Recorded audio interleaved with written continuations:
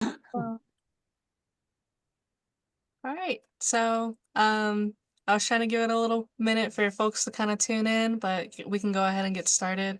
First of all, I'm so grateful to have all of you guys here. It's wonderful seeing all your faces. I love seeing you guys interacting with each other. That makes me really happy, but this isn't about me. Anyways, greetings everyone. Welcome to the 30th anniversary of our PhD program and our 85th anniversary celebration of our incredible department. My name is Ahmet. I'm the marketing coordinator here for the Department of Information Science, and I'm going to be your host for the rest of the evening. So I hope my voice does not put you to sleep. Um, with that being said, we're so glad that you could be joining us. Kudos to the one tuning in at 4 in the morning. Your dedication is commendable. Um, so Thank you. yeah, Thank you. no, thank you. We're just going to be recognizing 85 years of our legacy. Our department has been long standing for a very, very long time, and we're going to acknowledge all the innovation that our PhD program has put out into the world. So to start, please enjoy a warm virtual greeting from Dean Kinshuk. He could not be here this evening, so he did leave us a special video message.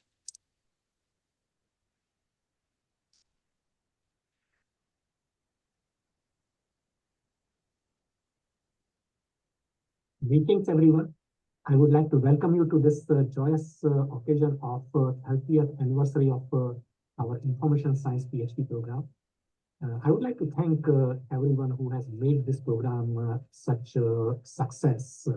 Our faculty, world-class faculty, our dedicated and passionate staff members, and of course our students who have really made this program a world-class program.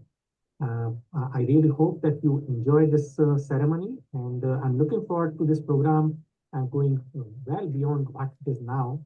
The collaborations that it is bringing with the different departments, and how our students are, once they graduate, using the skills and knowledge they are getting here to the success of our society. So once again, welcome to this ceremony. Unfortunately, I could not be here in person, but I'm sending my greetings from across the world at this point. Thank you very much. Have a great day. Awesome. It's a shame we couldn't be here, but duty calls. Um, Before we get too into anything, the provost office has actually provided us a letter congratulating us specifically, and I just want to take a moment to read it since this is a huge accomplishment for us and, very validating. So it says, for 85 years, the Department of Information Science has fueled UNT's spirit of discovery and innovation. This anniversary is an opportunity to celebrate the department's success, reflect on its unique history, and celebrate the remarkable scholars, researchers, educators, and alumni working together to change the world. Not in the distant future, but today. The department's roots can be traced back to the early years of UNT when we became the first Texas college to offer classes in library science in 1925, home to nationally ranked programs and National's largest interdisciplinary PhD program in information science. It continues to be one of UNT's fastest growing departments, due in no small part to its ability to evolve alongside and often ahead of the ever-changing landscape of the information and knowledge professions. The department has long served as a hub for the kind of interdisciplinary research and industry partnerships that drive UNT's reputation as a Tier 1 research university on the rise. Pioneering faculty push the boundaries of their disciplines every day, providing students with a rigorous education while pursuing groundbreaking research with funding from prestigious agencies, including the National Science Foundation, Institute of Museum and Library Services, National Endowment of the Humanities, and the U.S. Department of Homeland Security. Whether they're developing new tools for visualizing data or using evidence-based practice to establish UNT as a leader in multiple literacies, faculty and student researchers in the Department of Information Science are forging new paths through curiosity and a willingness to go where others have yet to explore. As we enter a new era of data-driven global interconnectedness, there is a critical need for information leaders with a deep technical knowledge and a nuanced understanding of human behavior. For more than 8 decades, information science alumni have left UNT with these skills and more. They're using their UNT degrees to launch meaningful careers in every industry, working for top organizations such as NASA, ExxonMobil, and the Library of Congress. You can find them improving healthcare with machine learning, reshaping the tech industry by opening doors for historically excluded individuals, investigating global cybercrime and transforming public libraries across the US and all over the world. To the students, alumni, faculty, and staff in the Department of Information Science, congratulations on this important milestone. Thank you for the countless ways you elevate our university and continue your department's legacy of educational innovation. I can't wait to see all that you accomplish in the years to come. Signed by the Michael A. McPherson. So I thought that was a really heartwarming letter. But enough of, me. I'd like to open the floor to Dr. Yunfei Du, who will be sharing his own opening remarks. Thank you, Emma. That's a great letter from Dr. McPherson.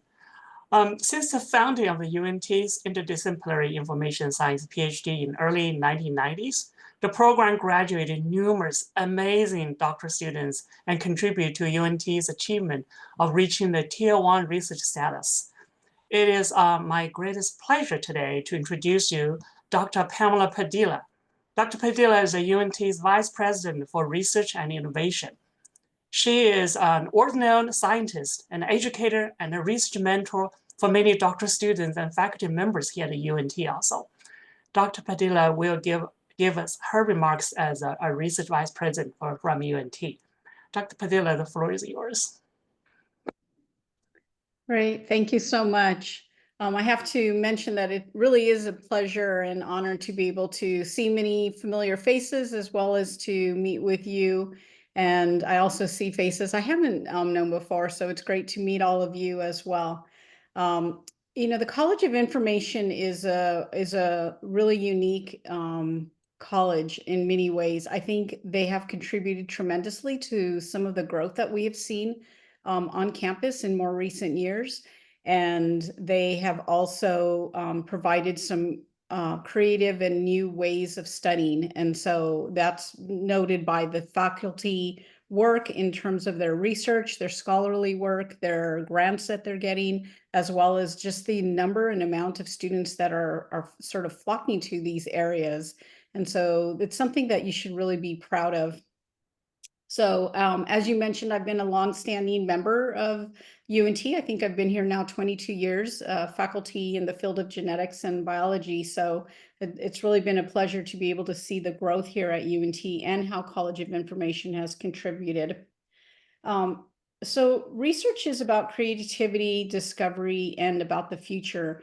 I think you'll spend some time today thinking about all the successes that you've had in the past, and that's a celebration. And it's also a celebration to really think about what you're doing now and thinking about how you're framing the research that you're doing, the type of questions that you're asking, as well as the way in which you're, as faculty members, contributing to the knowledge base for students to be able to go off and enter into their field and into their career. If you've heard President Keller speak recently, he's mentioned several areas that we're focusing on in terms of expertise on campus. And there's also expertise that we have on campus that are existing. I think that all of these areas can benefit from having data science and AI contributing to those areas. And so College of Information is really well poised to collaborate with people who are investigating new semiconductor technology or aerospace materials, even health issues such as obesity and cancer within the life sciences. In fact, we want to develop and build a research institute that centers data science and AI. And so I'm hoping to be able to start that initiative, really rely on this college to be able to provide some expertise and in fact, have it as a way in which we can broaden collaborations across campus so that we can really address some meaningful and important challenges that our society has in terms of those areas that I discussed. And so I really look forward to learning more about the college, learning more about the direction that you'll all be going into in terms of research and teaching your students. And I just want to say again, thank you for inviting me. It really is a pleasure. And so I will hand it back to you, Dr. Du. Thank you, Dr. Padilla. That's awesome remarks and give to us, and we will definitely interested and wanted to contribute what we could do as a department. Our next speaker is a keynote speaker tonight, and it's from the Dr. Victor Prybutok, and he is the Dean of Toulouse Graduate School. Dr. Prybutok. Thank you, Yunfei. I'm going to give a short presentation. So if you'll bear with me while I bring up these slides.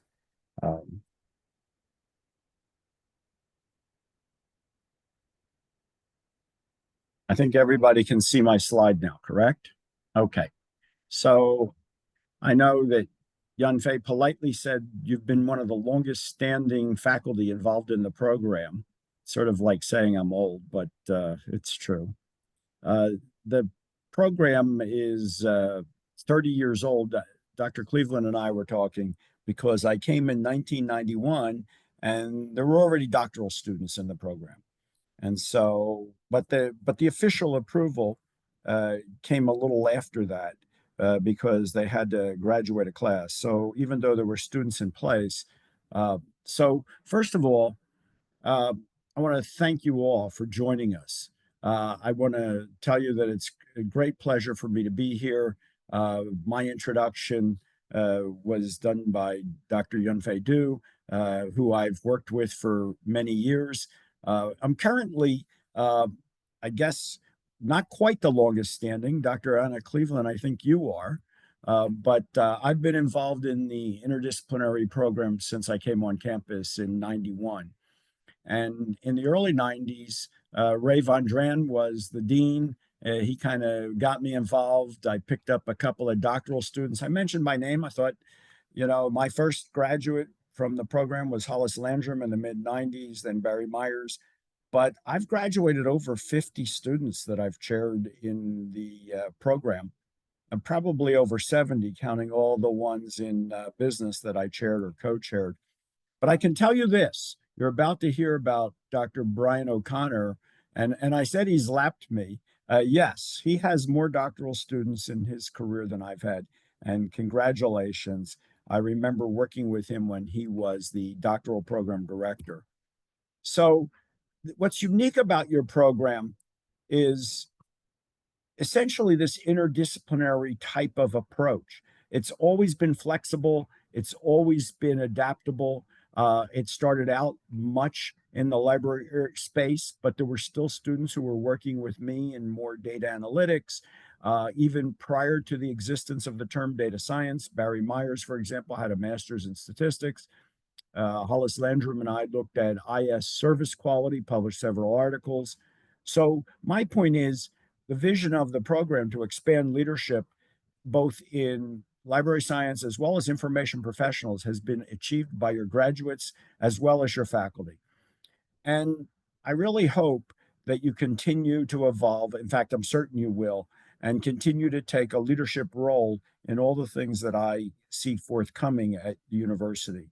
Certainly AI and data science are important parts, but also let's not forget cybersecurity and your important areas in early young children's librarianship. So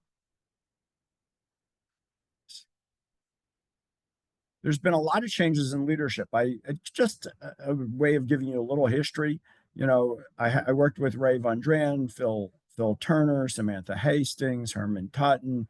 For a while, Greg Jones was interim dean, and as was I for 9 months. And now you're fearless leader at Kinshuk. Doctoral program directors, Don Cleveland. That's where I met Anna and Don when I first came in. And then Brian, and now I'm working with Danielle Smith. all of this has been a great pleasure for me. And I've noticed the introduction over the years of new concentrations and a change in focus even for both the department and the programs. And this is consistent with the evolution of new technology and the change in our environment. And it's what's kept your program vibrant and leading. So the first doctoral students that, enrolled in 1970, but the reality is information science became official more like 92 / slightly later, hence the 30-year celebration. And of course, you've got accredited master's programs as well as several other programs in the department, the data science program, for example. So if you remember, many of you worked on the Vision 2020 plan with Dean Totten, and that established sort of a groundwork for the future. But I think that's continued. Suleiman Hawanda was your department chair, was instrumental in working with a group of faculty across campus to get that cybersecurity grant. Dr. Anna Cleveland, health informatics. Actually, my spouse, Gail Prybutok, got a PhD working with Anna as her chair. We also had, you mentioned journalism as a concentration. Hollis Landrum, my first graduate, was a professional journalist, but also an award-winning musician. So you've attracted people who are multidisciplinary and want to work, as someone said, out of the box, not in narrow focuses, although that is an option that can be done in the program. You've seen great enrollment increases with the emergence of data science, the master's in data science, but information science is also a very large master's program. And if I think about it, maybe the MS in information science is the third largest program in the university. First largest, I take that back. All right, so we also have a bachelor's. I remember, again, going to graduation when you had 1 or 2 undergraduates, but similarly, you've greatly improved your outreach to the Texas population, and your undergraduate population has continued to grow, and you provide real skills for people who want to work in the Texas workforce. We talked about the Master of Science in Information Science as well as data science.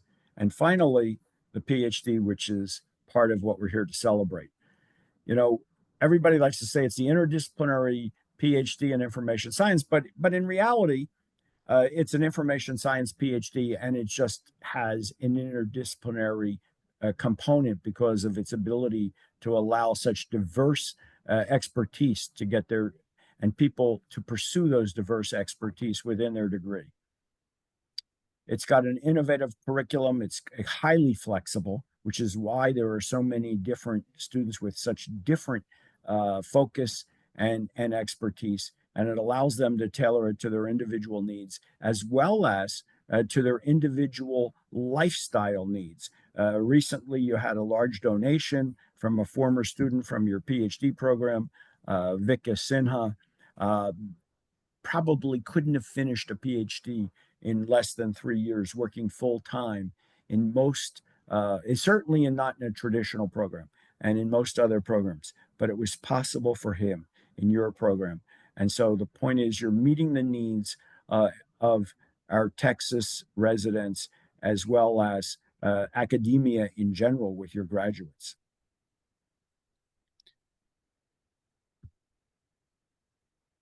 Robust mentorship. One of the most important things in doctoral students completing their degree is really the mentorship they get in completion of their research. Very few people, I've looked at the data from the Council of Grad Schools, very few people get into PhD programs and don't make it through the coursework. They traditionally make it through the coursework and have some stalling at the level of the dissertation, with a large percentage of students who start never finishing.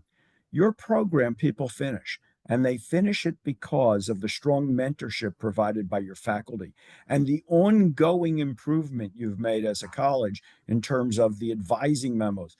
I know Dr. Smith was delighted to see Jade return because every term you have to have advising memos from every student, which keeps them on track, gets them to complete their plan of study, makes sure that they're making timely progress through their coursework, through their comprehensives, onto their PhD. Competitive funding and fellowships. You fund a lot of students right now as both teaching assistants, teaching fellows. You also have grants, the cybersecurity grant that I mentioned that Dr. Herwamda and Dan Kim and Ram Dantu were involved in. And you have a diverse academic community. And this is a multicultural, multidisciplinary environment and diverse in every sense of the word. So for me, this has been a personal joy to be involved in.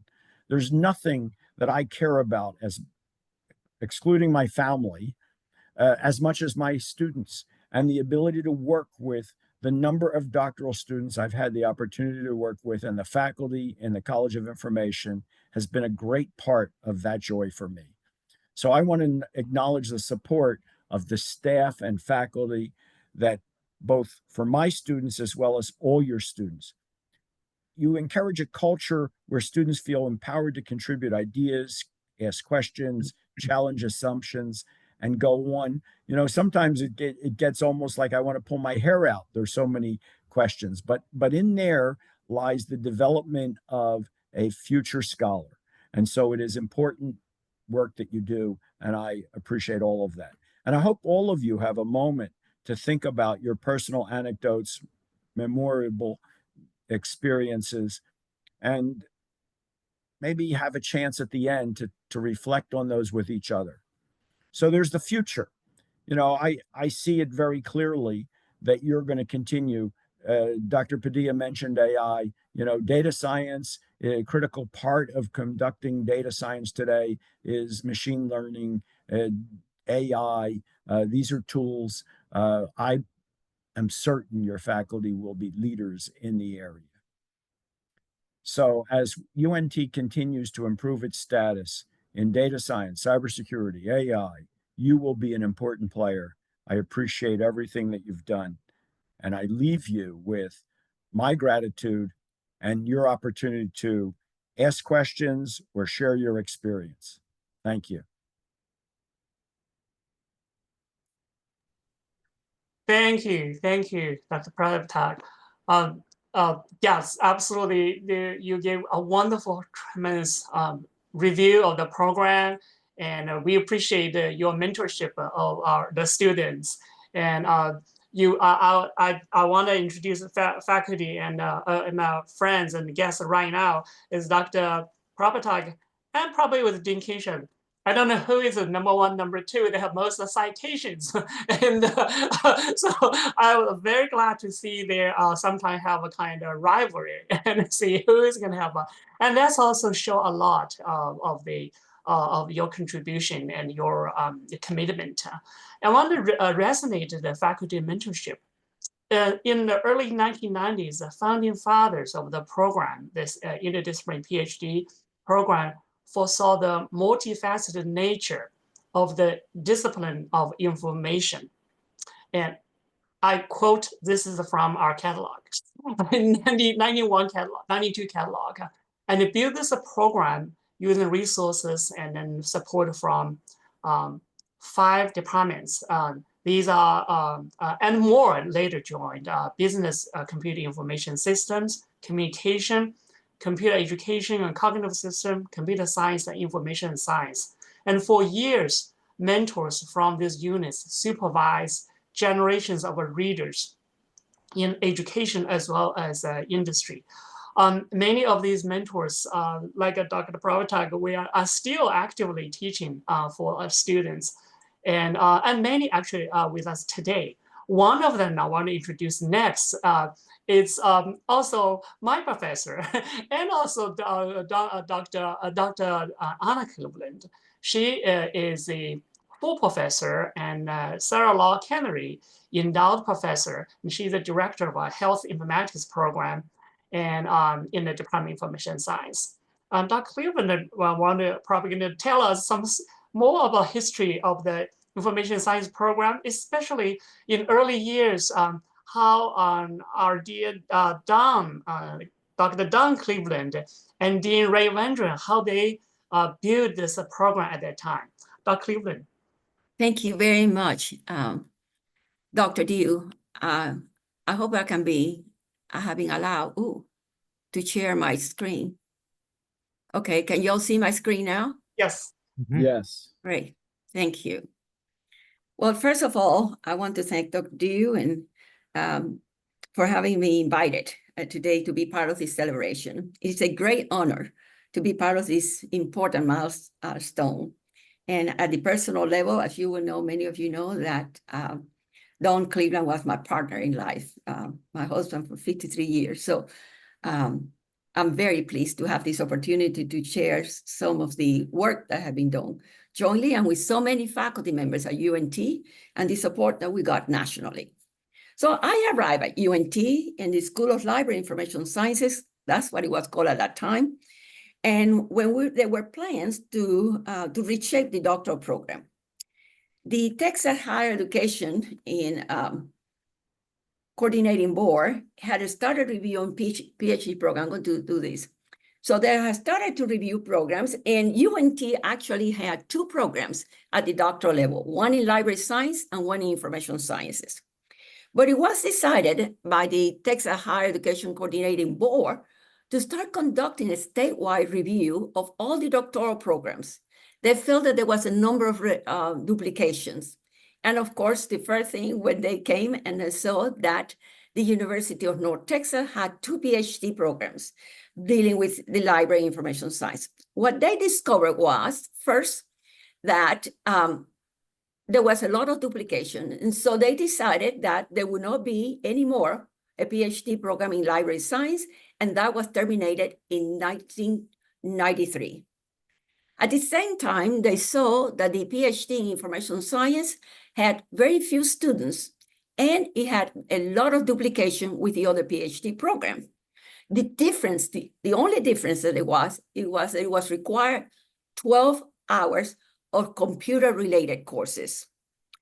So to be honest with you, it took a lot of negotiation from the chancellor. At the time, it was Alfred Hurley, and they decided that they will give them 1 year to the PhD in information science to really come up with what they call a true information science program. Dean Vandren agreed that they would go forward to it, and that's when Donald Cleveland reached out to Ray Vandren to develop some kind of strategic plan for a new interdisciplinary program in information science. Ray Vandren felt that Don could be a natural for this. Don have a background in information science, in library science, where he started his career, then he went to information science, and then computer science. So he thought that this would be a good approach to the future. And we look at this, and there was a lot of meetings. I can tell you there was a lot of planning meetings and trying to brainstorm what is it that we were going to do next. And so they start looking for academic partners. I think it's important that I point out that they were called academic partners and not academic units.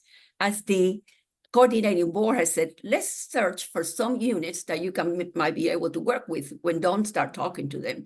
And don't say no, I'm going to call them our academic partners. I want them to see how is it that each and every one of us can contribute to the overall goal of what we are set up to do. So as Dr. Dew have mentioned, and Dr. Prybutok, actually already some of these units were the Department of Business and Computing Information Systems. And actually from that, and I would tell you that Dr. Prybutok was really the leader for the faculty representative on this. Then we had the Department of Communication and Public Address from the College of Arts and Sciences. The third partner was going to be the Department of Technology and Cognition from the College of Education. The fourth partner, the Department of Computer Science and College of Arts and Sciences. And the last partner, and we were seeing as a partner, was the School of Library Information Sciences. So when you see this, I want to tell you that some of the names of the college had changed with time. It's not the same thing. So you notice that on the right-hand side of this slide, you have faculty representatives. And you say, how were these chosen? Well, all the deans of the different colleges were consulted. And they say, who would you like to be representing your college? And some of them was due because they were already established friendships and collegial relationships. So as I mentioned, Dr. Prybutok and John Winster, they came from BCIS. We have Bud Willis, came from the Department of Communication. Young came from the Department of Technology and Cognition. And actually, Kathy Norris, Gerald Knesek, and Jim Perot at that time were part of the computer science department.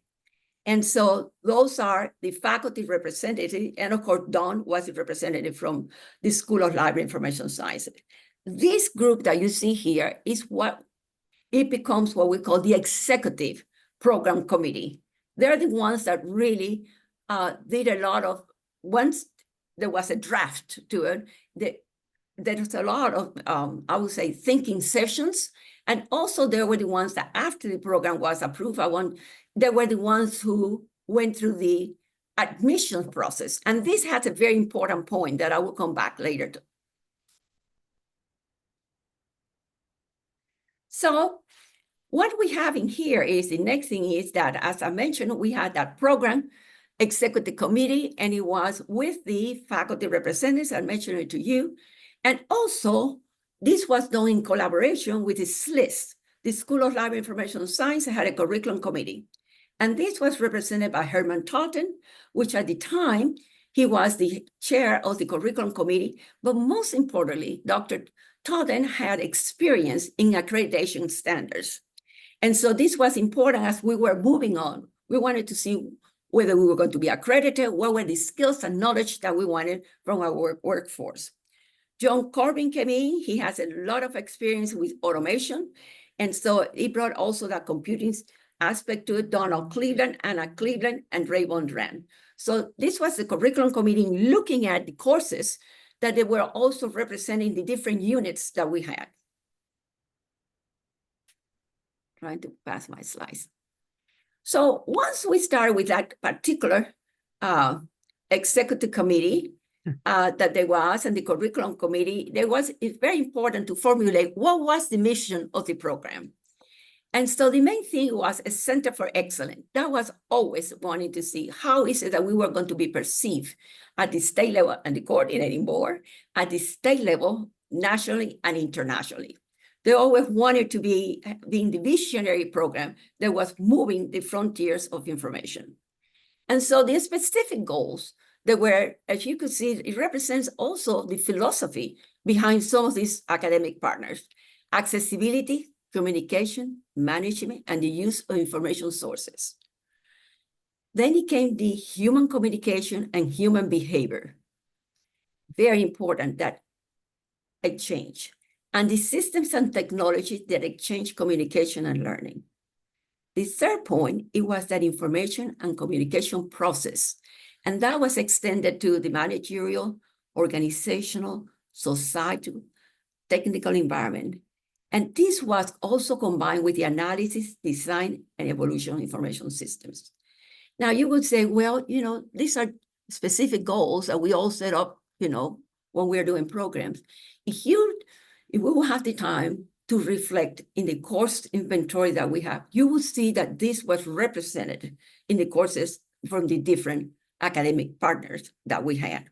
So the curriculum reflected this, and most important, the research that was being conducted by the faculty as well as by the students. Well, this is great. We had all this internal, I would say, UNT wealth of talent that they were preparing this program. But also, they have to have gone outside the walls of UNT. And so what they did was that this program was discussed and reviewed before it went to the coordinating board by Tefko Sarashevich and of course, Christine Borman. These are giants. These are people that are well recognized in the field of information science. It was very timely because as we were doing TEFCO and Christine were doing the review, the coordinating board, what happened? Can you see my screen? Yes. We see your screen, but it looks like it popped back to the beginning slide. So you just have to now advance to where you were. No, we are here right now in the. Oh, okay. Okay, you can see it. All right. Yep. Let me see one. Okay, so this is what I want to say. I don't know why I jumped. Thank you, Victor. And so I would tell you that this was very timely because the coordinating board asked for some experts. So they will be the external reviewers of the program. And so you have Don Marchand, Donald Kraft, and Claude Walton. And these are the names that are all the list. That's what the coordinating board selected. And Donald Kraft became the chair of that. What that is very good, and it was very attractive to the coordinating board, is that he was a fellow of the IEEE. He was dealing a lot, he had noticed that he was dealing in computer science. So he brought that information science as well as the computer science, and they liked that. So what he had done, he has a history of applying computer methods to library science and was very well known for this. So that was a very positive point because the review, what they did, it was absolutely, we got A+ to it. So what happened is that once the coordinating board got the external reviewers report, it is the first time that then we get a pass. Remember, we were giving 1 year after the coordinating board said there were this deficiency in the programs. There were 2 programs. We need to duplicate things. They gave us 1 year to come up with. So here we are in January 27, 1990. The coordinating board gives you 1 year of approval. And they say, this was great. And then they give us 3 more years. And they say, you're going to be reviewed once again. So what we have in here is that between that time, as you can see, between the 1 year and the 3 year, the coordinating board decided to have a site visit. And that was very, I would say, stressful for everyone setting all the meetings. And Alfred Maldonado was, but then we have Rolly Schaefer. What's great about this, Mondrian and Cleveland were the one who participated on that. So based on this report that they had, the site visit and the report, it is approved absolutely permanently, the PhD program in January 27, 1995. So talking to Victor Prybutok before we started today, we were saying, is it 95, is 94, it is 30 years. Well, actually, the formal meeting of the Texas Higher Education Coordinating Board, it happened on January 26 and 27, and we were on the agenda on the 27th. So Victor, I guess we can celebrate last year, and this year, and the coming year. So the main thing is that was also an incredible meeting because there was a delegation that went for the approval of it. And it was Dr. Hurley, Chancellor Hurley, Rolly Schaefer, Donald Cleveland, Ray Mondrian. And believe me, there was a lot of parties celebrating at this.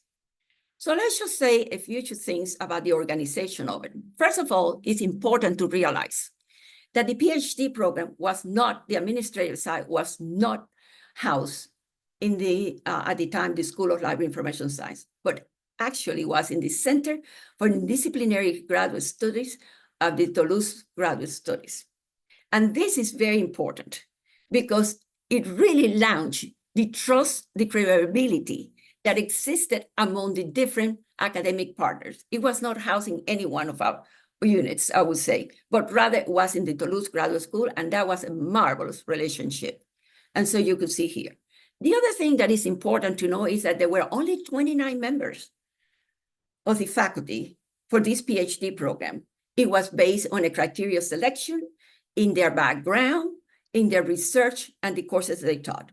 This was all changed in 1996, when Phil Turner became the dean, and he expanded membership to all the faculty in the School of Library Information Sciences. And he decided that instead of being in the Toulouse Graduate School, it should come to to the School of Library Science. So that was a change. And there were some philosophical impact as well on that. So what are the student resources? Because it's important, as Victor has pointed out a lot about the students and the kind of mentorship that they receive. We think that one of the things, and I listed just 3, one of the things is the PhD room that they had. You say, is the PhD room important? You bet. There were 9 workstations, but most important, I saw how was the exchange of ideas, this discovery of ideas, how it fostered collaboration among the students. It was that there was an area with very comfortable chairs and a table, and they mingle there and they have all kinds of discussion. And every month when they have the doctoral seminar, they had a dinner before them. Who was the people that organized that dinner? That's the second point that is important. They had a student organization and they had a president, and the first president was Alan Livingstone. And Victor, I'm sure you remember because you were sitting in that executive committee meetings. And that was important because they brought the voice of the students to that particular committee. And last but not least, there was a lot of field trips to industry, speakers, and workshops for that, and like as Victor had mentioned, mentoring. Just to give you an idea, and then this comes to closure pretty soon. So we had from 1991 to 1998, there were 105 students. They graduated 19 students. There were 16 students that attrition decided to leave the program. But altogether, there was 160 publications that we have the record. The exit report from Don Cleveland listed all the publications that they had as well as the presentation they had. One point that is extremely important to point out that gave a tremendous boost to the program, the PhD program, is the funding that it was received from the Department of Education. There were Title IIB fellowships. The first time that there was an application, there were for 24 fellowships, and we got 24, and years after as well. As a matter of fact, it is documented that we were the library school who got the most funding for the Department of Education. So that was marvelous to recruit a student and to have the level of funding that we had. So, saying that, I want to tell you that as we look at those students, where were the publications I mentioned? IEEE, Communication, ACM, the Journal of the Medical Sciences. And also when you look at the diversity of professional meeting, it gives you a strong feeling how is it that these students were coming to the program, how they were admitted. It was a diversity, geographical as well as from the discipline. So as we are here coming to giving this overall point to it, I want to conclusion to say that the establishment of the interdisciplinary program in information science marks a significant milestone in our academic journey. By integrating diverse fields such as computer science, communication, cognition, business information system, and information science, we were poised to address complex information problems with innovative solutions. This program not only fostered a collaboration and a collaborative learning environment, but also equipped our students with the skills and knowledge necessary to become leaders in the ever-evolving landscape of information. This finished this part.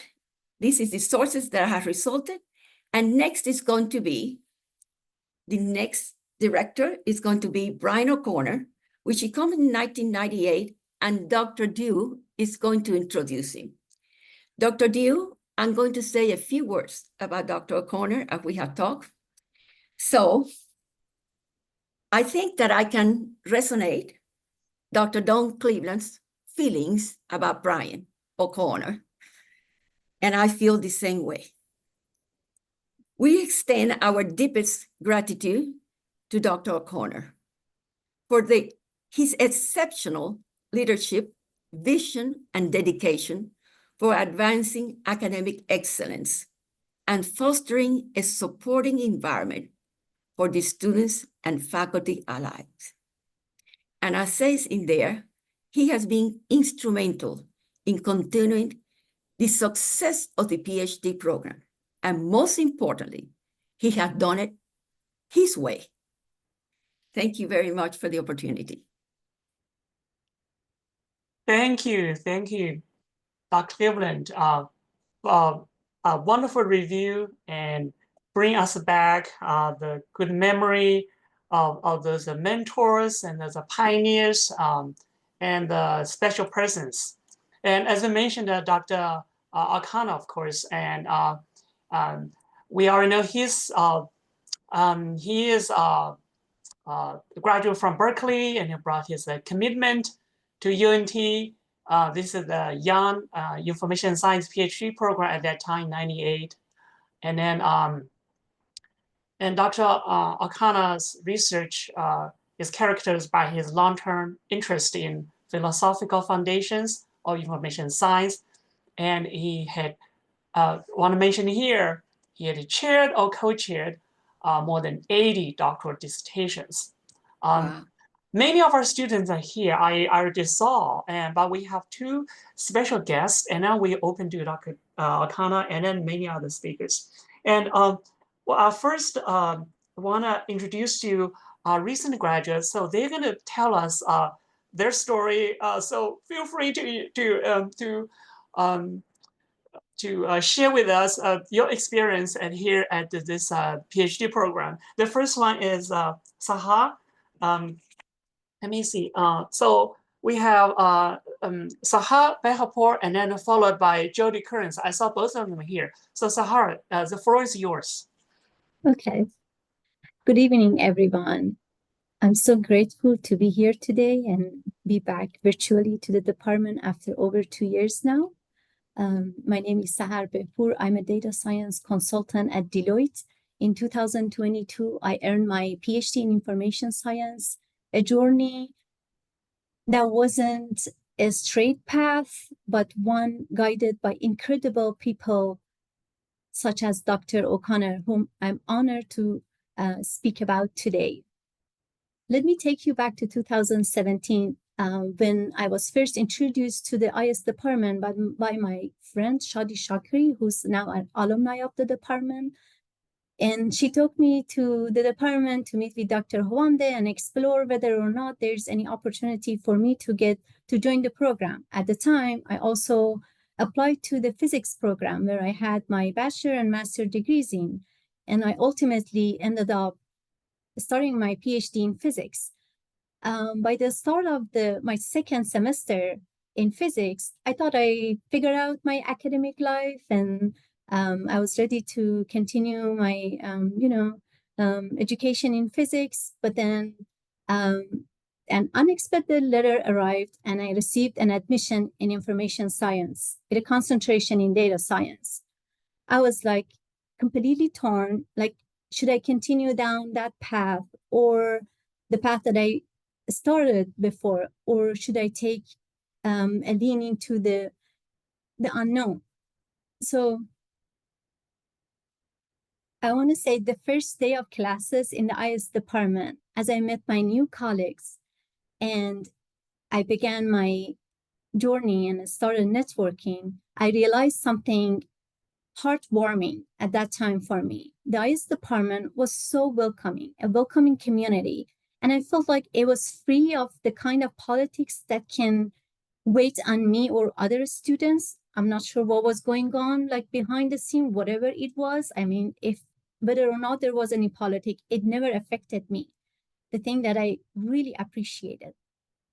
And then now that we are celebrating the 85th anniversary of the department, I can confidently say that joining the IS department was one of the best decisions that I've ever made, and I'm always happy about that. Later, that I learned that Dr. Oksana had been on my committee, the committee that decided to admit me to the program. For that alone, I owe him a debt of gratitude. But it didn't stop there. I'll never forget our first few meetings. He was a great listener. And I should say that, like, he patiently heard all the things that I was concerned about as I was wrestling like with doubts about whether or not my background in physics can align the new world of information science. Each meeting left me inspired. My mind was buzzing with new ideas and some connection sparked by his insights. Although I wasn't his PhD student or I didn't directly work in his lab, I constantly benefited from his wisdom and his unique way of looking at the world. He has the ability to approach problems in an unexpected or unconventional ways. I'll never forget a brainstorming session for the poster that we presented in the ICKM conference when he flipped a piece of paper and he said that it's okay to think upside down. And that moment stuck with me. He taught me that being different, thinking differently, and challenging norms weren't weaknesses. They were strength to embrace. And of course, when we think about Dr. O'Connor's lab, one image immediately comes to our mind. The iconic piles of stuff in front of his office. Yes, I know some might thought they took up too much space, but to me, they symbolize determination. Every time I passed by those pile of stuff, they reminded me to pursue my goals with the same unwavering passion that kept those piles standing tall there. Dr. O'Connor, you've left an incredible mark on so many of us, not just through your knowledge, but through your belief in the power of curiosity, creativity, and thinking outside the box, and maybe upside down, as the case might be. Thank you for showing us that being different is a gift and for inspiring us to find and follow our passion. And so let's cheers to the Information Science Department, Dr. O'Connor, and everyone in the Information Science Department and College of Information that support many of us, me and other students. And I want to say, I will always and forever be grateful for everything that you've all done for me. Thank you so much. And it's my honor to be in this meeting and celebrating the 85th anniversary of the Information Science Department. Thank you. Thank you. Thank you, Sahar. Thank We're you. so proud of you. Yeah. Thanks. Excellent.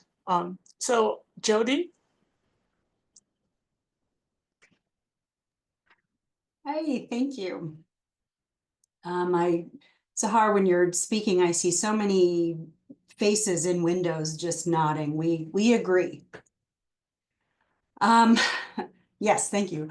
I'm Jodi Kearns, Director of the Institute for Human Science and Culture at the University of Akron's Cummings Center, and Brian's first student to be awarded the doctorate at UNT. Amethyst told me I have 2 to 4 minutes to share some things I like about Brian, so here you go. My first day at UNT was Brian's first day at UNT. I camped outside his office because Dean Turner told me he was the only faculty member without a GA, and I was a last-minute transfer student. When it was just about my afternoon nap time, he walked in with a box of his essentials, which you all know. Pop-up books, photographs, film canisters, and a toy fire truck. Our first conversation went something like this. Are you Dr. O'Connor? Yes. Can I please be your GA? Maybe. First, tell me something about yourself I can't read on your CV. Me, panicking. My iambic pentameter is flawless. Brian, you're hired. If you know Brian, you also know he's basically nocturnal. So for 3 years that I was his GA, we dropped papers and things on the other's desk for updates and met in the middle for coffee and discussion. One day he dropped a copy of Patrick Wilson's 2 Kinds of Power on my desk, and not long after that, I answered his office phone and it was Patrick Wilson calling. That was pretty cool. Super proud of a little study I did at a local school library and paper I wrote about it. I dropped a copy of my paper, Big Red Dots, on his desk and came back the next day to a note written on it, reading, and this is a direct quote, "Cute." I'm not gonna lie, sort of made me cry a little bit. And Brian immediately saw me deflating. The next morning, there was a full-page essay on my desk that he wrote for me with the etymology of the word cute, which included historical definitions that he pulled into modern era to talk about my work. So 18th century, sharp, clever, keen-witted. 19th century, cunning, charming. Early 20th century, quaint. Brian's background and regular application of the classics and word histories into his work has made me pay closer attention to the words I choose to speak and write every day. Always available to entertain my screwball ideas and to engage in some wordplay that only 4 people on the planet might find amusing, and most of us are in this room. I have had the grandest distinction of co-publishing with Brian under some fun titles. 2004, Dancing with Entropy. 2008, Doing Things with Information. 2014, Clown Pants in the Classroom. And a personal favorite cockamamie idea that we could use Claude Shannon's mathematical theory of communication to once and for all demonstrate that bad words and their acceptable alternatives are exactly the same thing. That title is If It Looks Like a Star UCK, a Provocation on Bad Words, 2016. Oh, okay, so I've run out of time, so I don't get to tell you about the time Brian clocked me in the head with a canoe paddle. A story for another day. Brian, I love you with all my heart, and thank you. As soon as this call ends, I'll be sending you a draft of something for you to wave your magic wand over. Thank you for being my friend and my mentor. Thank you, Jodi. I also remember Brian had like a robotic thing, and then it can take photos and some night shift. I think the cleaning crew came in, get scared because there's a machine kind of watch. I think these days people naked like robotic dogs, and I saw the Discovery Park, and they're still doing this. But actually Brian did it in 20 plus years ago. So talking about Brian, Dr. Oksana, it's your turn. Please share some of your funny anything with us.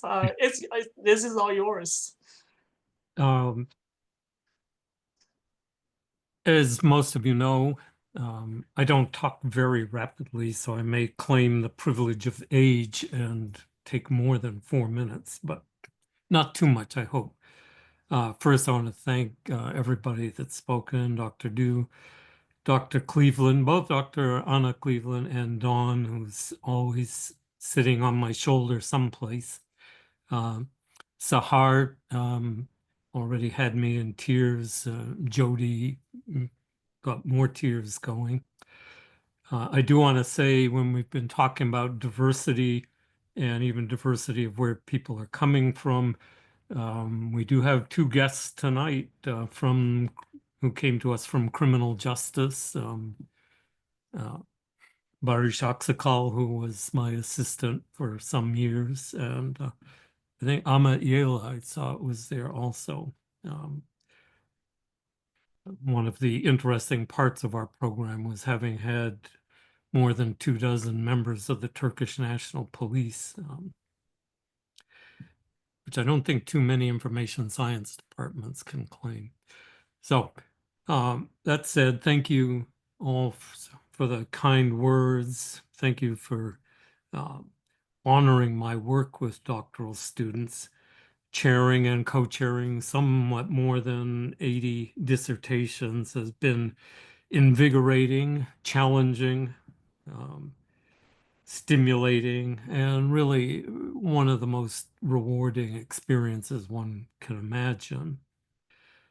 Contemplating the nature of PhD work and how we might foster that, particularly in this age of sort of a war on expertise, has been a passion of mine for more than 40 years. So I'd like to share my screen for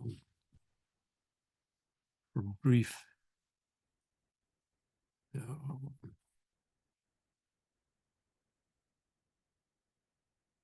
Go.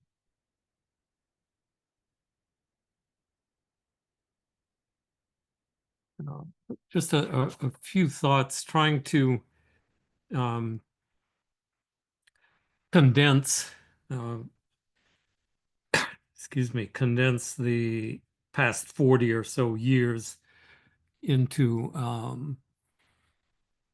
5 minutes is my goal. I want to make a point here. I have to get the numbers up on my phone. 5 minutes is it's just over 2/10 millionths of a percentage of the 40 years. So that's a pretty amazing abstraction.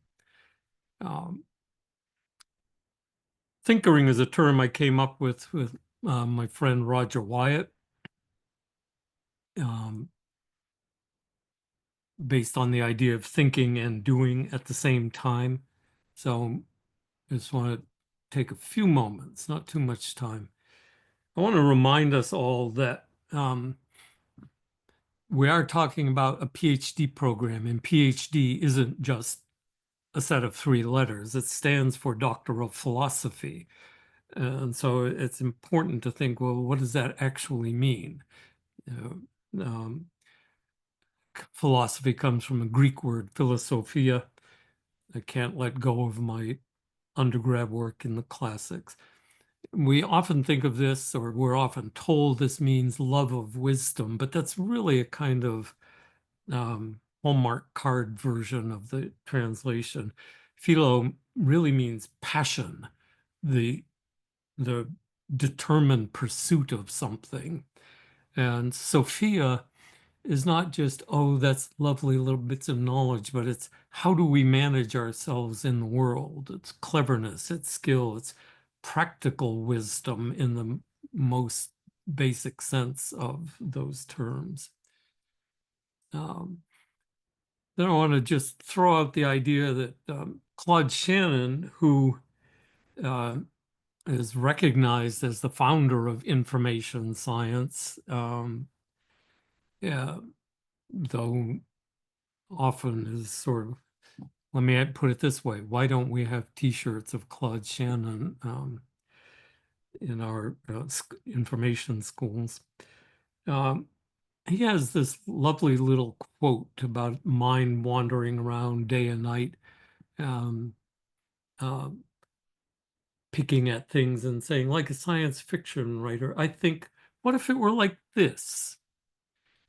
And that doesn't mean he didn't have skills, he didn't have practice in other arenas, but it was that passion for the ideas that was really driving him, and the connection of ideas.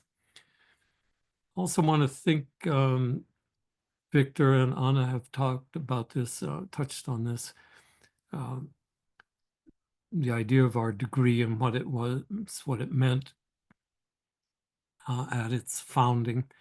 And we have to remember that the PhD is fundamentally a research degree. You don't get it for taking any number of courses and getting great grades on exams.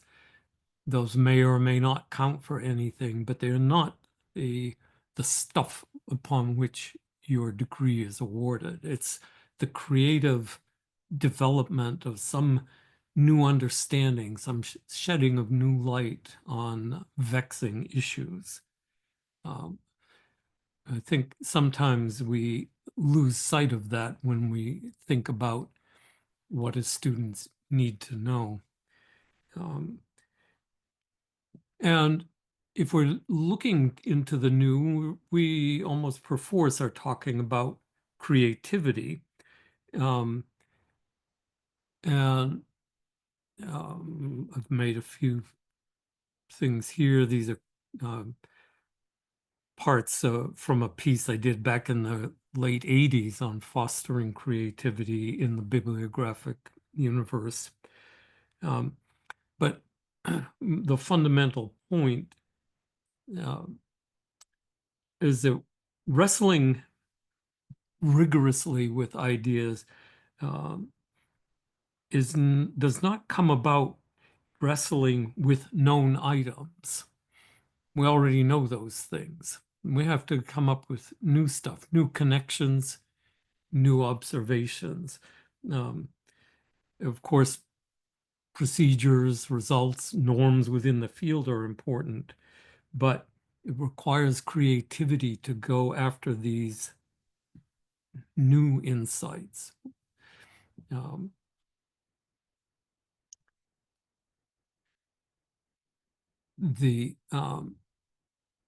So, as I just said, PhD and creativity are in a Venn diagram. There's a lot of overlap, let's put it that way. Generation of new knowledge, new connections, stepping outside the known. Take just a second here. 1965, I was sitting in a high school civics class. We had a great teacher who bought us each a subscription to the New York Times. And on the front page was an article about a group of researchers who, for the first time after more than 10 years of trying, had a paper on continental drift published. They had worked for 15 years trying to get somebody to accept the idea that the continents moved. This is pretty standard high school science now, but in 1965, of course, the continents don't move.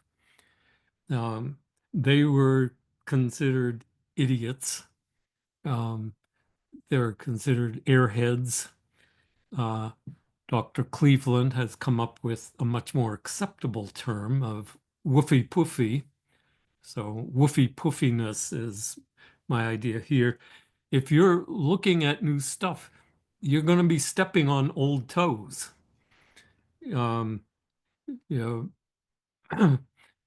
My discovery, my invention solved it all. Well, no, it didn't. Well, you better pay a little more attention to me if you want to get your PhD. You have to sort of walk a fine line between being unto yourself, which, by the way, is the Greek definition of idiot, being unto oneself. But you have to have those moorings. You have to be able to connect yourself to the field, to some real problem. You have to use techniques that are at least plausibly connected to the field that you're in. Another interesting thing about creativity, it's not particularly genetic, as long as you're not a totally incompetent person. Of course, who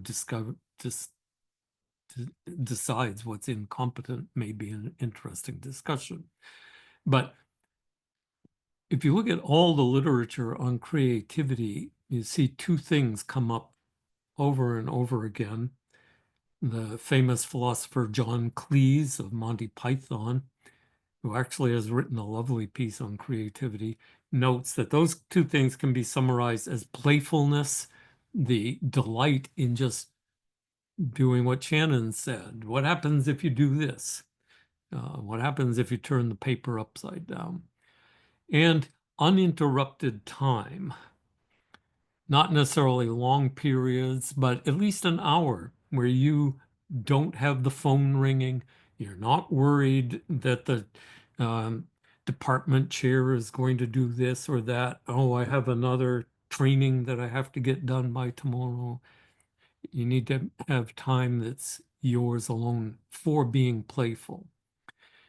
And then in the particular case of the PhD, a study done toward the end of the 20th century, looking back at all the doctoral programs in the US across the 20th century, said that the one thing that pretty much guarantees that you will complete your dissertation is having a mentor who checks in at least once a month with you.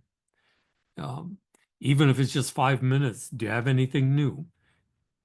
Probably nicer if it's coffee shop for more than 5 minutes, but and I think others have already spoken to this, the importance of mentorship and how we've done a pretty good job of incorporating that in our program. However, I do want to point out that if creativity means breaking boundaries, looking at things that maybe others haven't, maybe others think you shouldn't be looking at, then, oops,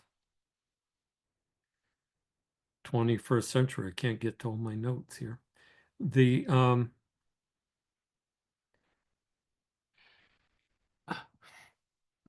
There are things about the current university system, not just at UNT, but in many, if not all, institutions these days, that actually stand as blockades to creativity.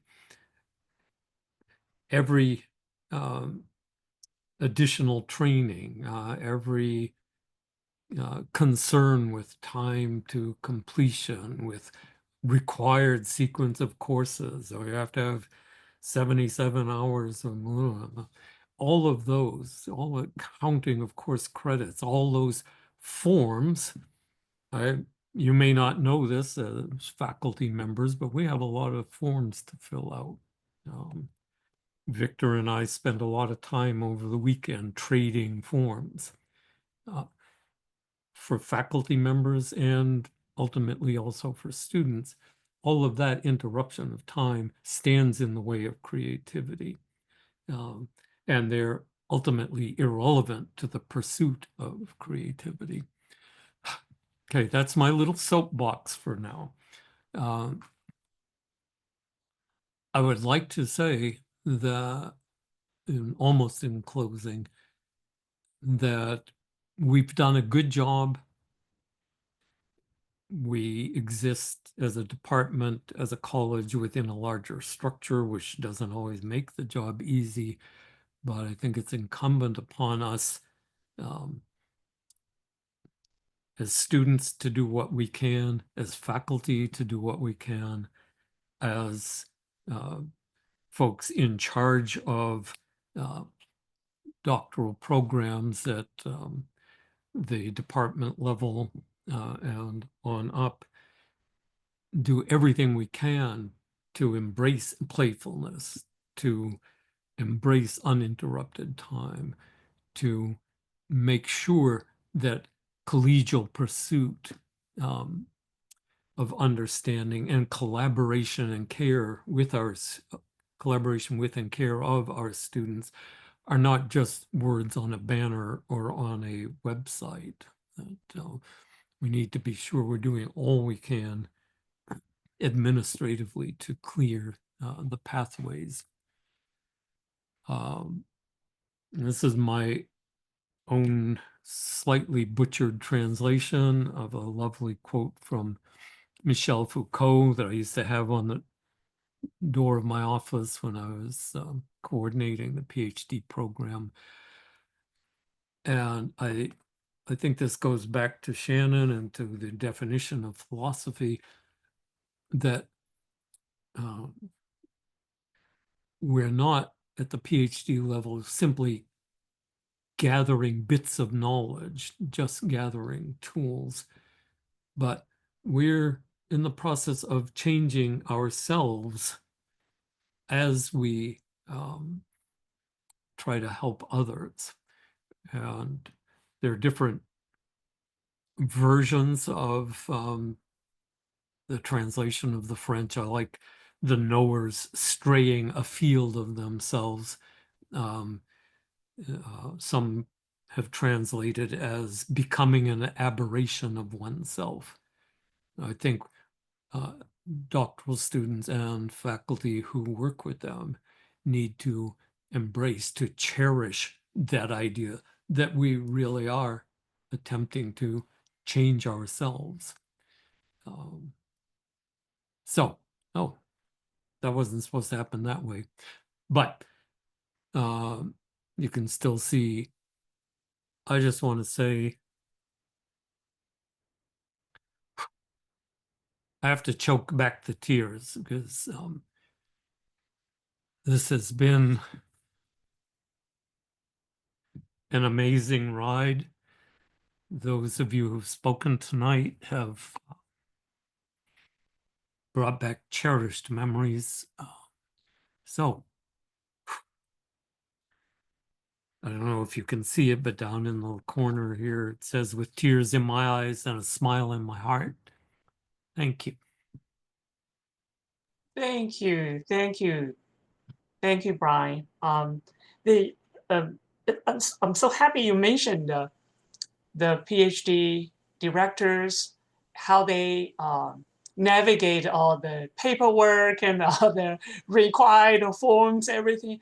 And I came to the department in '99, so next to your office as a TA, a very no name, and observe how professors do, how program directors manage. And as a student, we might feel very scared what to do, what course to do. And there are several program directors over here. And before we open the floor to our alumni, and I want to recognize them. And some of them may want to tell us the highlights and some stories they want to share, or at least I want them to get recognized. I think I have it over here. I have Dr. Smith, I have Dr. Zavalina, and I have Dr. Mixa. And also we have a wonderful associate chair, Dr. Schulz-Jones over here too. So, and those of you who want to, yeah, okay. So go ahead, Dr. Smith. And so you want to go ahead and speak. Yeah, it's yours. And Dr. Oksana, we have a surprise for you in the end. So the audience, I want you to stay tuned. Oh. Do you want to shut my screen down? Oh, Dr. Smith, is yours. May I have access to share my screen? I think you can. Yes. Dr. Oksana, do you mind taking the stage? Yes. Daniella, you can just take share, kind of take the share. Oh, yeah, okay. Oops. Okay. Good evening, everyone. I just have some brief highlights about the program, and I'm going to cut my video off so that my screen won't freeze. Well, here are some snapshots from the Information Science PhD program. And of course, I stand on the shoulders of giants. My name is Daniella Smith, and I'm the current Information Science PhD director. I started in 2018, but not as the director, as an interim associate director. And then I worked my way up. And I wanted to give kudos to our program administration, which included our previous program coordinator, Nicole Tyler, and our current program coordinator, Jade Morin, who have been so instrumental in helping me along the way. But in addition to that, we have numerous faculty who have been involved in the program while I've been here, and they've been so supportive.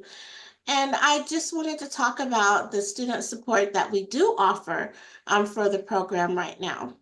The core faculty of information science currently consists of 37 faculty, and by next semester, we'll probably grow some more. They serve as major professors and committee members, and not only that, we have major professors from across the university. We offer brown bag lunches. Dr. Zavalina is currently implementing those for us. We have 5 research labs. We have a new information science PhD committee. Who doesn't know it, but we have some things to do for next semester. Our coursework is still interdisciplinary, so we draw from several programs across the university. Each year, we offer our multidisciplinary information research symposium to help our students publish and get acclimated to what it feels like to present in public and to engage with stakeholders and other researchers at conferences. A new development for us is our Day of Data Science, which some of our information science PhD students participate in. We have multiple scholarships and fellowships to support our students. We offer support through student travel in conjunction with the Toulouse Graduate School. Thanks to Dr. Du, we have a new doctoral room. It's not so new now, but I'm just thankful that we have it. We have several faculty with grants to support our students. And then we have student groups such as our health informatics new group that has been established by Dr. Cleveland. We have a data science group, and we also have ACES. And there's a list that our students could participate in as well. A couple of quick facts. We have a total of 16 students as of fall 2024. Many of our students are continuing graduate students, 80%, but a couple of them come right to our program using a bachelor's degree. And that was something that was implemented while Dr. Zavalina and Dr. Hawanda were our director and associate director. In terms of gender, 63.8% are female and 36.2% are male. I look for transgendered, but that information is not available. Enrollment, we have a lot of part-time students, and I'll tell you why. Shortly, there's 56.9% part-time and 43.1% full-time. And 56% of our students have in-state tuition. Also, just in case you are interested in knowing, in terms of demographics, most of our students are in the age range between 41 and 50 years old, followed by 31 to 40 years old. In terms of ethnicity, we have a classification offered by UNT's data department that tells us that 41% of our students are non-resident, but the majority of our students are residents of the United States, and we are diverse. Other is accounted for, but we have Hispanic, Asian Pacific Islanders, American Indians, and African Americans. So our program also managed to stay intact during COVID, which I'm very thankful for, and that's because of our faculty support. So in 2021, we had an 88.9% retention rate. It dropped slightly in 2022 to 83.3%, and then went back up to 96.6% in 2023. Our concentrations continue to grow because we are a dynamic program. So we still have our general information science concentration, but then we have cybersecurity, consumer analytics, data science, geospatial information science, knowledge management, health informatics, and I imagine that this concentration is going to grow more because of our new program in health informatics, the master's degree. And we also have journalism and linguistics. And this is a snapshot of some of the topics that our students have done for their dissertations. So one of the reasons why we grew in the number of students who are non-traditional or part-time students was because we have a new format for the Information Science PhD program, Data Science Concentration. So recently we have implemented a hybrid program in Frisco, and this program targets executives who currently are in information science or people who are experienced in, data science. So looking forward to the future, and notice that I really tried to rush through this so I wouldn't take up too much time. We look forward to increasing our interdisciplinary opportunities. We want to enhance flexible learning for our students. So our Frisco program is sort of our baseline, and maybe we can build off of that. We're also creating industry partnerships for job and opportunities and real world experiences. And we have, for the past 3 years, been able to attract Fulbright fellows. So we want to continue with our focus on our global impact. And I'd like to conclude by just saying that our program is a story of academic achievement, and we're preparing the future generation of leaders, innovators, and researchers in information science who will shape our future. I'm excited about the journey ahead of us, and I'm thankful to be a part of such a program. And that's the end of my presentation. Thank you. Thank you, Dr. Smith. I believe our founding fathers, like Dean Vandren and Dr. Don Cleveland, they will smile when they see the growth and trajectory and then current stats and everything. Yeah, and so we cannot appreciate enough to all those and the directors and all those who put in an administrative work behind. And next is Dr. Zavalina. Dr. Zavalina, do you want to share screen?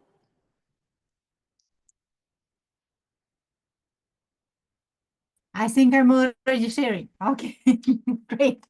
I have prepared a slide set too, but I'll try to do this quickly. Just wanted to highlight the period of time, about 5 years, that I had the pleasure of working very closely with the PhD program. Not that I don't continue working with PhD program, but day to day. So that was actually a very interesting time. That was a transition time when we moved, the program was moved. Dr. Cleveland told us about the period when the program was at the level of the Toulouse Graduate School, then it was moved to the College of Information level. And then in 2013, it was moved to the department level. And that is when Dr. Havande and myself took the leadership over from Dr. Linda Schamber and Dr. Sean Mixa, who were leading the program at the college level. And we worked with wonderful program coordinators over the years. We started with Malena Mobley, who Dr. Mixa would know when Malena started, but I began working with Malena in 2013 and through 2014. Then we had Brennan Blair, another wonderful program coordinator, and then Nicole Tyler, who Dr. Smith already introduced with a beautiful photograph too. So that is was really a steep learning curve to me, and I'm sure to Dr. Havande as well. We shared some of our experiences. We tried to help each other, to support each other in these new roles. That wasn't easy. So one of our first and time-sensitive tasks, big tasks, was advising for the program students selecting the courses for the academic year of 2013-2014. And Dr. Marwa Halvani, who received her PhD degree in 2018 and who was mentored by Dr. Prybutok and Dr. Oksana and her committee, she was just starting then, and she was in her first semester, and Dr. Halamda and I were trying to help Marva enroll in courses, and it was hard. We were making lots of mistakes. We learned quickly, but the beginning was rough. We did complete the program audit, and we ended up with some students who were inactive in the program. They left, and we ended up with slightly over 100 students. Unfortunately, I don't remember the exact number. And we started recruiting right away, very actively at the professional academic research conferences, such as Association for Information Science and Technology and International Conference on Knowledge Management in 2013 in Montreal. And we revised, of course, all of these recruitment materials for these purposes. And actually, the first day that I was appointed to this role, Dr. Halamda started a little earlier than me. I started on September 23rd of 2014. And that is when the committee was established, UNT-wide committee, to review the program. And that was a very interdisciplinary collaborative project.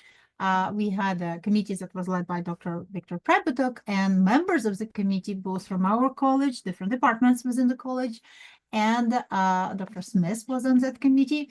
And we had College of Education representatives, College of Visual Arts and Design representatives, and PACS representatives as well. I was just an observer on that committee, but we had regular meetings. We did a lot of work in that committee. We reviewed the program requirements, and the whole goal of this review was to improve the quality and increase the publication activity of our students. And we also developed as a committee the first program handbook for the students for this program.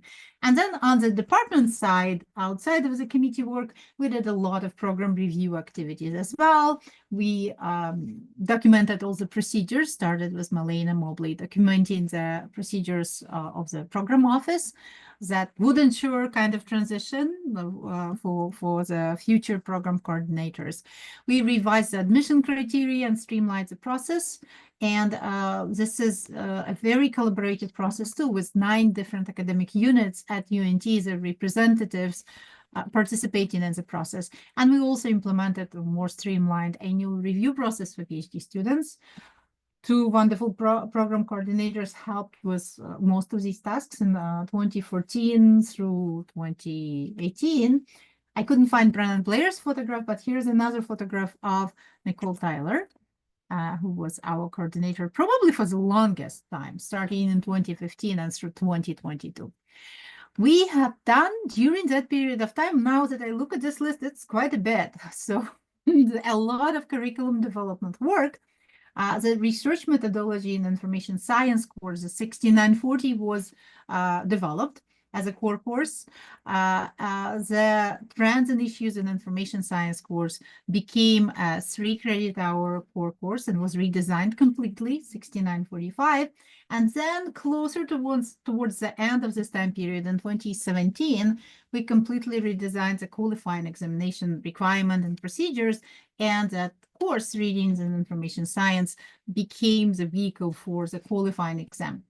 And all those 7 concentrations that we have in addition to general program of study, they were started back then, developed, and we have 7 of these concentrations now. So I believe this is my last slide. So just wanted to express my gratitude to everyone who contributed to this program being a success in the previous years. Dr. Cleveland, Dr. Connor, Dr. Mexa, and Dr. Smith now, and Dr. Havande, who helped me in this process of managing the program. There was a lot of support offered during this time period that our students greatly benefited from. Teaching assistantships, teaching fellowships, research assistantship positions that covered the enrollment costs, mostly for full-time students. And then we had a summer student faculty research grant program, which was a great success. And I hope that one day we will be able to reinstate that program. And we also had student research travel grants, and our students made a really, were very visible at major international conferences. Large team of students would travel and present their work together and as a team. And we were happy to observe the rising graduation rates. Our graduation rates, we believe, are continue contributing to UNT Tier 1 status. In that time period, we don't have the statistics for all the years. I'm sure there were spikes and, you know, fluctuations.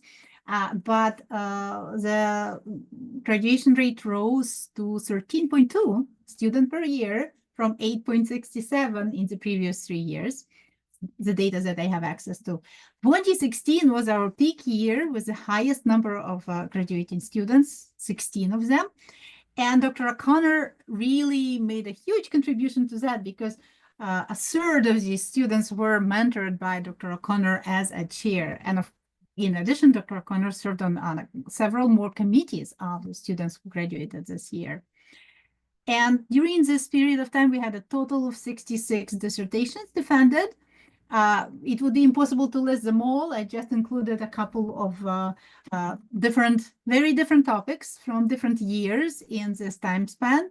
Dr. Prybutok defended in 2014 a dissertation on an integrative model of e-health communications, a study of 18 to 30-year-old college students. Dr. Serhiy Polyakov defended next year, 2015, the dissertation on enhancing user search experience in digital libraries with rotated latent semantic indexing. Dr. Brenda Reyes defended in 2018 a dissertation on a grounded theory of information quality in web archives. And Dr. James Spence, who is actually a member of our advisory board for our department and our programs, defended in 2018 a dissertation, a comparison of major factors that affect hospital formulary decision-making by 3 groups of prescribers. So we can see health informatics was always a very strong area, and these dissertations were led by Dr. Anna Cleveland, from whom we heard earlier today. And with that, I would like to thank everyone for the opportunity to say a couple of words and at this wonderful event.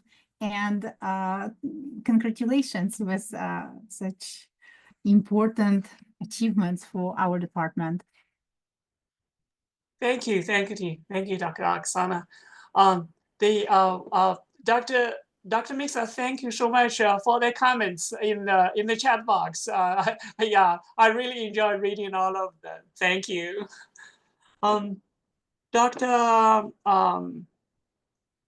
So Amethyst, I'm going to turn it back to you. Do we have any? Is Dr. Okay, let me see here. Dr. Schulz-Jones? Yeah, Dr. Schulz-Jones, are you? I'm here, and I'll just be very, very brief. I just want to say that for me, the pursuit of a doctorate and the involvement in this doctoral program has always been about the people. So when I first became associated with UNT, it was all the people that I learned about, learned from, and learned with that have influenced my life more than I can say. And Dr. Cleveland is definitely one of those people, Dr. Dew, and certainly Dr. O'Connor. I learned about Dr. O'Connor in Info 5200 when my research paper was aboutness. And I did a lot of research and learned that this professor at Emporia was doing all of this visual research and wrestling with these ideas. And I just thought it was, and it turns out he's faculty at UNT. Brilliant. And he's been that kind of an influence ever since. So working down the hall from him, I will say, Brian, I was always incredibly nervous about having a conversation with you. until I learned that you admire wooden boats. And from that point on, and you've been to Canada. That's in your background. We see the wooden boat. That's right. I am from Canada. So you look for those connections, right? You meet people along the way, you learn from each other, you learn with each other. And that's been the joy of being a part of this doctoral program. I hold the seminar in 6700 in Frisco in the spring semester. It's a seminar in communication and the use of information. Students are from the data science area, from health informatics, and I think they're immediately ready to jump to solutions. How can I program something or, figure out what's going to be the best solution for your health need? And I always start them by saying, where are the people? Which is always a big surprise to them.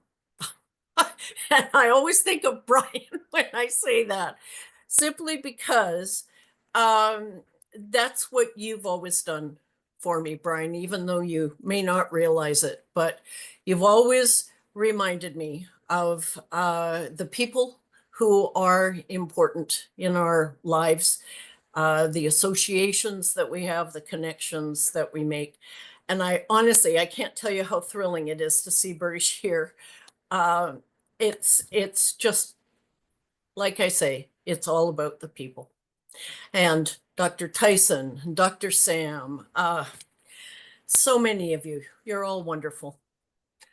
Thank you for joining us and supporting our PhD program. Thank you. That's all. Thank you, Dr. Barbara. Thank you. Yeah. And so I think, okay, I saw hands.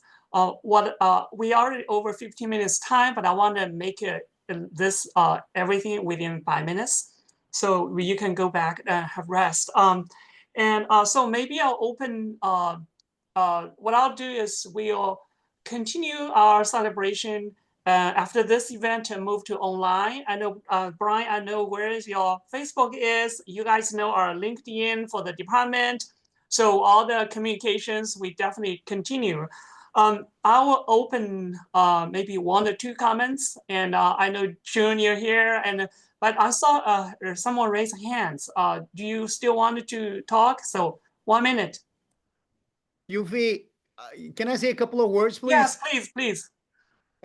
First, it's an honor to be here. Dr. Cleveland, it's great to see you. Dr. O'Connor, I mean, you're like you're living legends for us. And thanks for everything for you have done during and before us and during our tenure in UNT. You made us, like, I always said this, how to put it the right words, but if people are books, I mean, everyone is written by someone, if we say that. And I would proudly say that I was written by O'Connor. So, and again, the legends, again, I'm sorry, Dr. Cleveland, for your loss,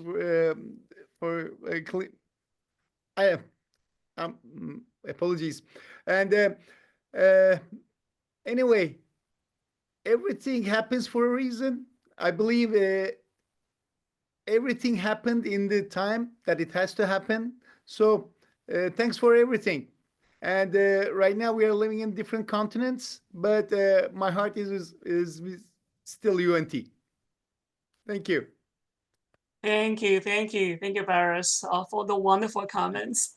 Dr. Du, Tyson, real quick. Go ahead, Tyson. I just love to say you each are living legends. And even as a teacher now, having completed my program in 2013, I see your publications. I'm quoting your publications, and you are living pieces of art, wonderful people who I celebrate in the classroom to future generations of students. And it's just not a matter of saying, oh, this is a person I've read, but this is a person I've met who spoke into me, who helped a West Texas first generation college student trying to figure out how to go for a doctorate, what to pursue. Dr. O'Connor being the director of the program when I applied and being one of the first people to say, congratulations, you're in, to hear it and have an office right across from him as a student worker in the program, to know those names like Totten, Schulz-Jones, Dr. Cleveland, Schomburg, everybody who poured into me through the years. Mix-up, you're wonderful. I celebrate you. I thank you. And thank you for believing in me. Thank you for helping me help other generations do the great work and sacrifices you've made. And I appreciate all of you. Thank you so much for honoring Dr. O'Connor and the great things you've done, sir, and your longevity. We appreciate you so much. Thank you, Dr. McMillan. Wachanga, so I saw you raise your hands for a while, so I guess you have to speak.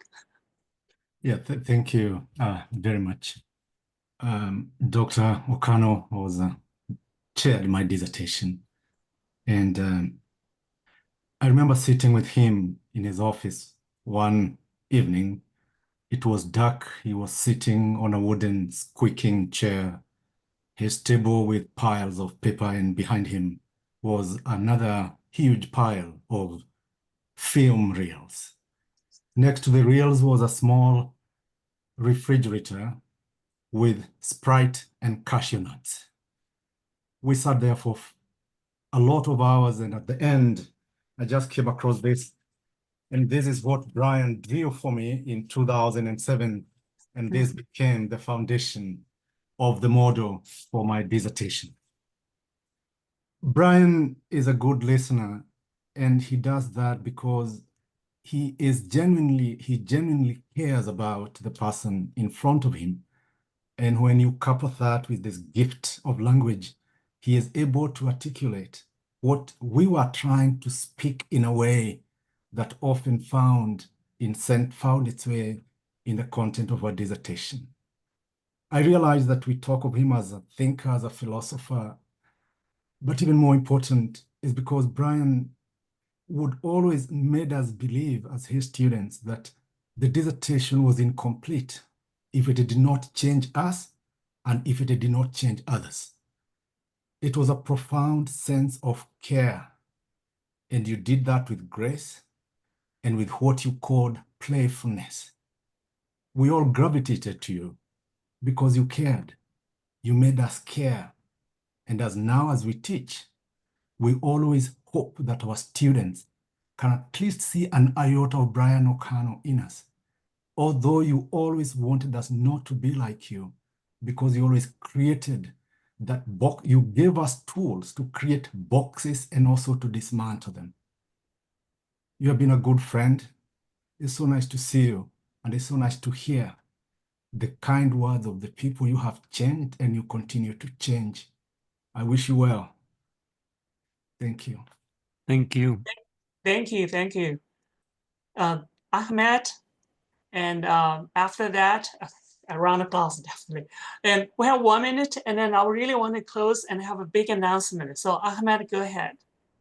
So good evening, everybody. Thank you for the invitation. I'm not going to take too much of your time. I just wanted to thank Brian and extend my appreciation to him and all the department. 2 quick memories. Brian is the father of the name of my title, dissertation title. So as every day, every time I see the title of my dissertation, I remember him. And the second important memory for me is I was presenting the ideas about my dissertation. And after the presentation, Brian told me, hey, I don't know much about these subjects, but I realized that you were so passionate on the first one. So why don't you consider that? And it became my dissertation. I always valued his navigation, his support, and I still miss his night classes. Thanks so much for everything. And I hope to see you again, you guys, soon. Thank you. And I want to thank faculty and the staff and everybody. Thank you again for making tonight's program possible, especially Amethyst and Amethyst Barrett to give a round of applause. and for your time and effort inviting all the guest speaker and put all this program together. And particularly thank you to Adam Chavez for your technical support, and also for the website. And I want to have an announcement. So department, and we have a faculty and have staff committee, we decided we're gonna do start a fundraising campaign to raise a scholarship in honor of Dr. Brian Oksana. So I put a link in the chat box. And this is going to, we have 5 years. I'm dedicated. We're going to make it happen. And please spread this word and about this opportunity to donate to the scholarship. And Dr. Oksana wanted to, this will be endowed in the future, and we can support a doctoral student or maybe a graduate student. Again, thank you all for attending. And Amethyst, turning back to you. May I have one moment? Yes, please. Again, choking back tears. Thank you for all the memories.